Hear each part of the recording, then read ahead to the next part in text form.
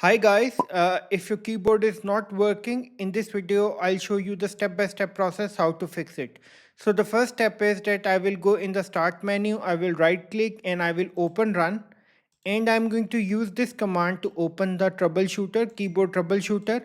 So just copy and paste the command over here. So I'm going to provide this command in the below description. All you need to do is just copy and paste. Click OK and this will open the keyboard troubleshooter. Then I will click next and it will automatically detect problem. If there is any problem, it will hopefully fix it. My troubleshooting has completed. Now I will close the troubleshooter. So this is the first step.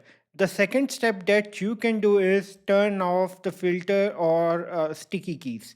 So for that, again, I will go in the start menu. I will right click and I will go to the settings, and then I will go to the accessibility, and then I will go in the keyboard.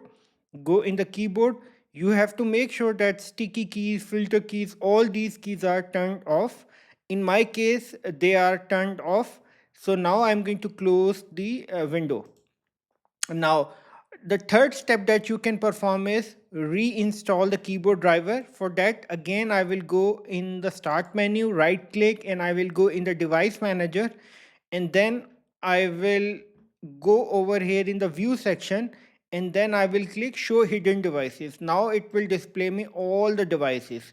Now I will look for keyboard. So this is my keyboard. This is my keyboard driver. So I'm going to right click and I will click uninstall device.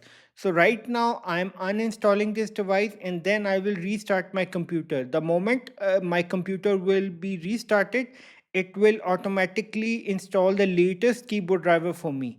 So I will click uninstall now. So do you want to restart your computer now? Yes, I want to restart my computer.